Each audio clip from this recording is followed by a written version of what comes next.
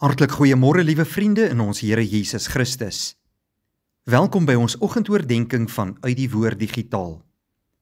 Dis my 'n voorreg om hierdie dag saam met jou te begin rondom God se woord. Mag die Here vanmôre ons harte open en in ons harte werk deur sy Heilige Gees. Ek is Dominee Adrian Swart. Ons gaan vanmôre voort met ons reeks uit die boek van Openbaring en vanmôre gaan ons saam lees Openbaring 21, vers 1 tot 8. Toe het ek 'n nuwe hemel en 'n nuwe aarde gesien. Die eerste hemel en die eerste aarde het verdwyn, en die see het nie meer bestaan nie. En ek het die heilige stad, die nuwe Jerusalem, van God af uit die hemel sien afkom. Die stad was gereed soos 'n bruid wat vir haar man versier is. Toe het ek 'n harde stem van die troon af hoor sê: Kyk, die woonplek van God is nou by die mense. Hy sal by hulle bly. Hulle sal sy volke wees, en God self sal by hulle wees as hulle God. Hy sal al die trane van hulle oë afdroog. Die dood sal daar nie meer wees nie. Ook leed, smart en pyn sal daar nie meer wees nie. Die dinge van vroeër het verbygegaan. Toe sê hy wat op die troon sit: Kyk, ek maak alles nuut. En daarna sê hy: Skryf hierdie woorde op, want hulle is betroubaar en waar. Verder sê hy vir my: Dit het klaar gebeur. Ek is die Alfa en die Omega, die begin en die einde. Aan elkeen wat dors het, sal ek te drinke gee uit die fontein met die water van die lewe, verniet. Elkeen wat die oorwinning behaal, sal dit alles kry. En ek sal sy God wees, en hy sal my seun wees. Maar die wat bang en ontrou geword het, die losbandiges, moordenaars en onsedelikes, bedrieërs en afgodsdienaars en al die leenaars, hulle lot is die poel wat met vuur en swaal brand. Dit is die tweede dood. Broeder en suster, ek glo van harte dat elkeen van u wat hierdie reeks saam met ons deurgegaan het, uitgesien het na hierdie laaste 2 hoofstukke van Openbaring. Hier in hoofstuk 21 sien ons hoe Johannes 'n visioen gesien het van die hemel wat deur Jesus Christus aan hom geopenbaar is. Die aarde soos wat ons dit ken, asook die hemel soos wat ons dit ken, sal verbygaan. Daar kom 'n nuwe hemel en 'n nuwe aarde. En die heilige stad, die nuwe Jerusalem van God, sal uit die hemel af neerdal. Die nuwe Jerusalem is die woonplek van God en sy kinders. God kom by sy kinders woon, by alle volke, tale en nasies. Elke persoon wat Jesus Christus die verlosser van sy lewe gemaak het, sal in die teenwoordigheid van God wees tot in alle ewigheid. In ons teks van vanmôre sien ons hoe God 7 uitsprake aan ons gee. Die eerste is in vers 5.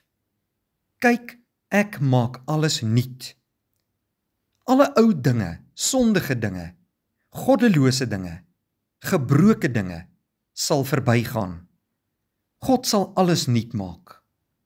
Dit is die eerste uitspraak deur God. Dan die tweede.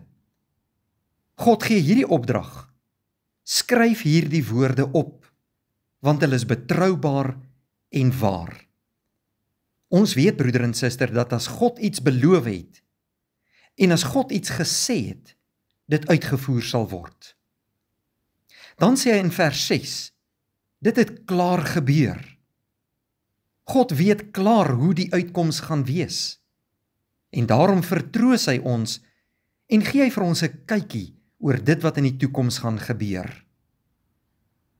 In die 4de plek sê God, ek is die Alfa en die Omega, die begin en die einde. Dit dui vir ons op God se alomteenwoordigheid, op sy alwysheid en dat hy in beheer van alles en almal is. Die 5de uitspraak van God, broeder en suster, is die volgende in vers 6. Aan elkeen wat dors het, sal ek te drinke gee uit die fontein met die water van die lewe verniet. Dis 'n oop uitnodiging aan alle mense van die wêreld. Elkeen wat Jesus Christus se lewende water drink, sal die ewige lewe ontvang en dit verniet.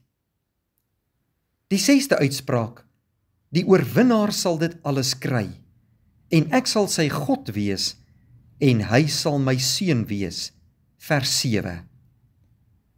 Elkeen wat Jesus Christus as God aanvaar en die drie-enige God, die verlosser van sy lewe maak, sal enduit bly volhard en 'n oorwinnaar wees.